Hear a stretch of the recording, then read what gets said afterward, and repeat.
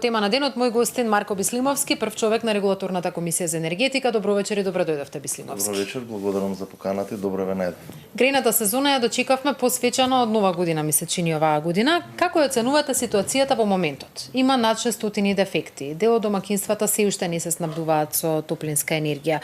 Набавката на газ, лиценцата на ЕСМ, се беше направено во 5 до 12. Може ли со оглед на ваквата ситуација граѓаните да очекуваат дека ќе имаме една мирна грејна сезона и дека нема потреба повеќе да следат вести, да читаат секојдневни информации, дали утре дента ќе се разбудат со студени или со топли радиатори? Значи, апсолутно имаше проблеми пред започнувањето на грејната сезона, пред се во однос на обезбедувањето на работата на топланите во градот Скопје, имајќи во предвид дека тие веќе си имаат собственик и беше потребен одреден период за да се постигне договор со Адора. Тој договор беше постигнат подоцна, потпишане и поради тоа пред активностите пред започнувањето на грејната сезона може би доцна. Инаку во однос на почетокот на грејната сезона имаме вообичаен почеток на грејната сезона. Денеска ги гледав анализите од претходните години, секогаш грејната сезона започнувала со голем број на поплаки од граѓаните. Пред се тие се однесуваат на ситуацијата со подстаниците, некои се исклучени од електрична енергија, кај некои има проблеми, во внатрешната инсталација, протекле вентили, но почетокот на грејната сезона е во рамките на нешто што било очекувано во изминатиот период. Во однос на тоа како ќе продолжи грејната сезона, ние како држава немаме друга опција, таа мора да продолжи успешно и мора да имаме релаксирана ситуација. Едноставно, парно грејење во градот Скопје мора да има, мора да им се обезбеди грејење на граѓаните под услови кои што се пропишани. Тоа подразбира 21 степен Целзиусов. Регулаторната комисија за енергетика во овој дел не промени ниту еден критериум, како било во претходни години. Продолжуваме и оваа година, за разлика од држави кои што намалуваа на 19 степени, во некои градови, конкретно во Белград, се одложи почетокот на грејната сезона, во Италија исто така е одложен почетокот на грејната сезона. Значи, се што можеше да се направи во овие кратки рокови, за жал се кратки и поради работи на кои што не можеше да се влијае, се успеа да започне грејната сезона како што е предвидено на 15 октомври. Да, има проблеми, не треба да се кријат проблемите. Има проблеми во внатрешната инсталација, како што кажав, има во подстаниците и тие да не се случи доколку имаше повеќе тие ладни проби кои што се случуваат во претходните месеци. Во минатите години, во последните неколку години, БЕК правеше ладни проби кон крајот на август и во текот на месец септември. И сега БЕК има правено ладни проби, но не со таков интензитет како во изминатите години, и што е сосема разбирливо, бидејќи апсолутно се знаеше дека веќе од крајот на август ќе имаме нова компанија која што ќе врши дејноста дистрибуција за топлинска енергија. Добро, велите ништо не е променето, не ја симнавте на гарантирана температура, меѓутоа граѓаните имаат впечаток дека сепак се штеди оваа година кога станува збор за тоа колку часа, во кој дел од денот, на која температура, колку топлинска енергија ќе добиваат. Зошто во вечерните часови ниту еден ден досега не е пуштено парното грејење? Значи, истите услови од правилата за снабдување кои што важеле во овој дел претходно важат и сега. До 2018 година, доколку во 18 часот беше измерена температура под 12 степени Целзиусови, тогаш се вклучуваше парното. Од 2018 година тоа е покачено на 15 степени Целзиусови. За време на корона кризата тоа го зголемивме на 16 степени Целзиусови и сега е вратено во како што било претходно, тоа е на 15 степени Целзиусови. Значи, доколку надворешната температура во 18 часот е еднаква или под 15 степени Целзиусови, врз основа на податоци кои што се добиени од Хидрометеоролошкиот завод, ќе започне грејењето во преостанатиот дел од денот. И такви се правилата, не се променети и тоа мора да се реализира.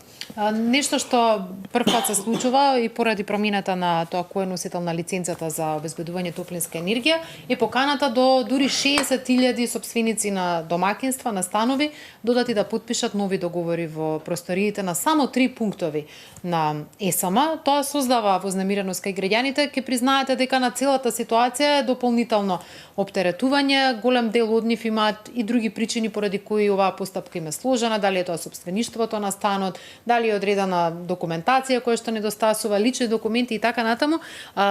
Дали сметате дека е правилно тоа што ЕСМ во овој момент со физичко присуство бара 60.000 домакинства во кус рок да се јават на 3 пунктови? Значи, пред се, ЕСМ има законска обврска да подпише договори со своите потрошувачи, бидејќи повеќе не е БЕК снабдување, туку е ЕСМ снабдување и овој проблем е веќе надминат.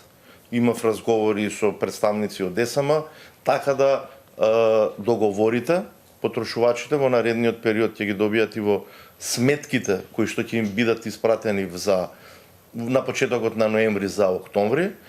Таму каде што постои можност ќе се испратат тие договори и по имейл, така да овој проблем сега е целосно надминат. Значи да не се јавуваат граѓаните на пунктовите. Да не се прави непотребно гужва на пунктовите, апсолутно нема потреба од тоа. Значи и претходно БЕК снабдување која превземал дејноста, потпишал договори со граѓаните. Значи нема никаква опасност дека некој граѓанин ќе биде исклучен. Едноставно ЕСМ има обврска за да ги потпише тие договори и има опција тие граѓани што сакаат да отидат на пунктовите, нема никаков проблем, можат да си отидат.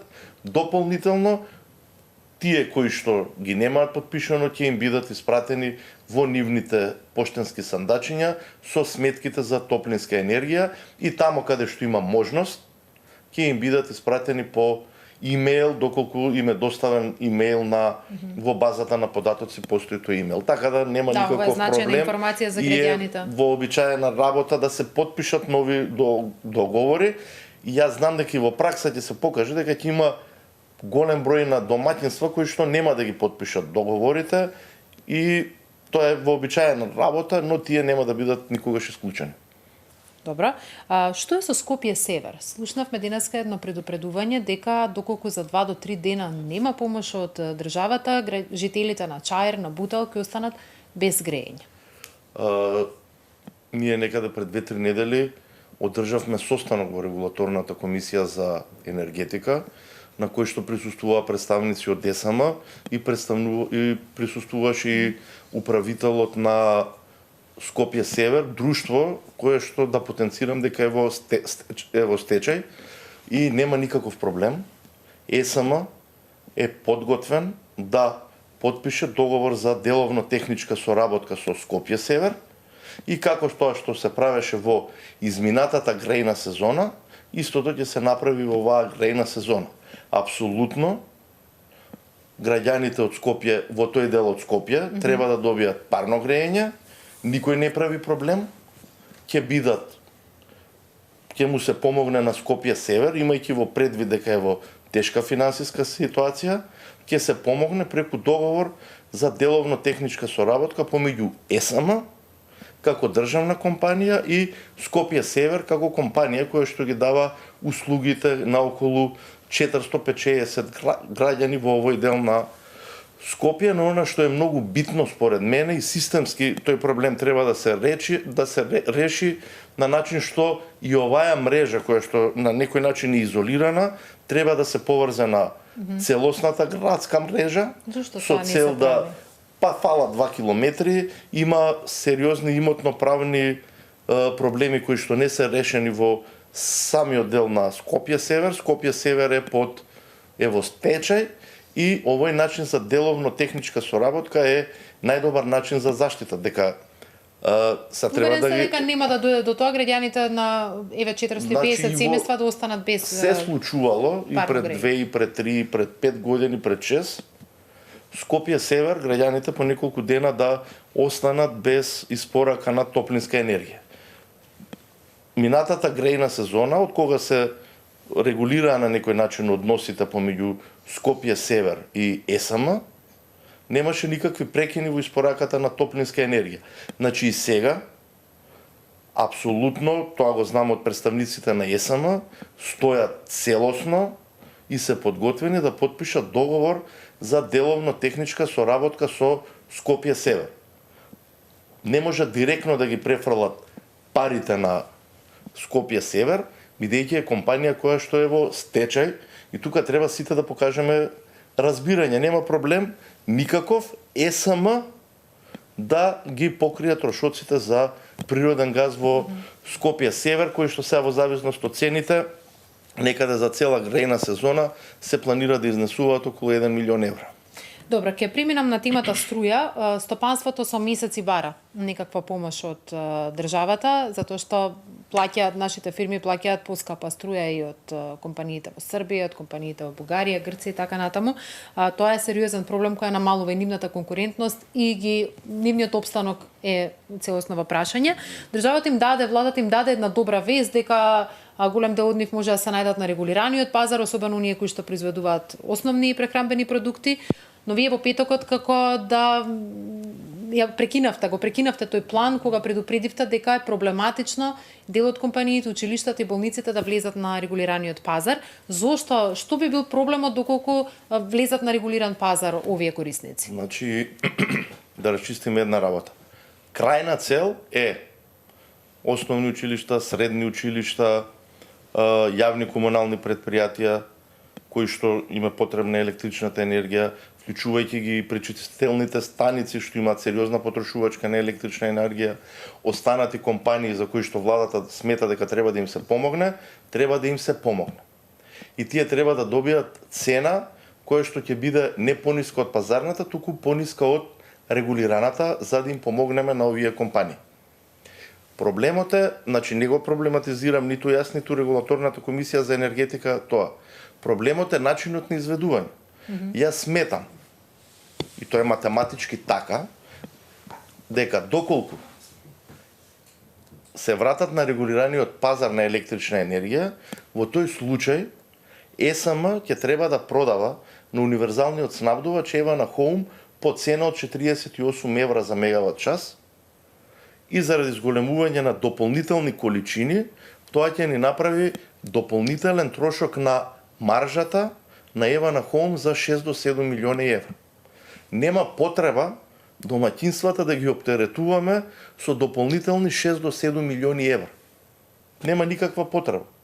Значи, тоа што би го направил Ева на Хоум, може ЕСМ продажба директно да го направи до потрошувачите. Нема потреба да даваме пари непотребни 6-7 милиона евра кај Ева на Хоум и тоа понатака ни прави притисок на сега цената. Тоа не е направено. Значи, тоа е мој предлог и на регулаторната комисија за енергетика и веруваме дека тој предлог ќе се реализира бидејќи единствено е исправен предлог. Која цена би можело да ја добијат па тие сега компании? тоа треба да се направи анализи, ние ќе дадеме помош во тој дел. Значи, цените се да бидат најмалку исти како цената на регулираниот пазар, таа е во моментот 180 евра за мегават час, или пак пониски. Сега треба и владата да каже, бидејќи реално преку ЕСМ ќе помага, кој е приоритет. Апсолутно се согласувам дека треба да бидат основните училишта, средните училишта, треба да бидат компании кои што имаат производствен процес и вие кажавте дека тие имаат реален проблем бидејќи нивниот производ е поскап во однос на нивната конкуренција во соседството. Да. И тоа е работа која што може и треба да се направи и дополнително, можеби, треба да се даде поттик на овие компании дека ќе добиваат поголем попуст доколку заштедат електрична енергија споредено со истиот месец во претходната година.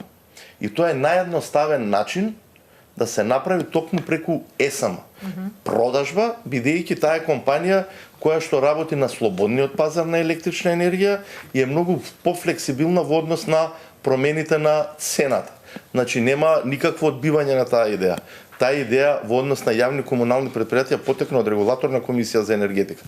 Апсолутно поддржуваме да им се даде поддршка на основни, средни училишта, но не преку Ева на Хоум, за да не даваме непотребно 6-7 милиони евра, туку да иде тоа преку ЕСМ продажба. На тој начин го имаме истиот ефект, ќе имаме многу подобрена флексибилност на ЕСМ продажба и на ЕСМ просечната цена од сето тоа што го продава на пазарот ќе му биде повисока. На тој начин и субвенциите кои што ЕСМ ги добива поради тоа што продава по цена од 48 евра за мегават час, а субвенции добива од владата, ќе се намалат.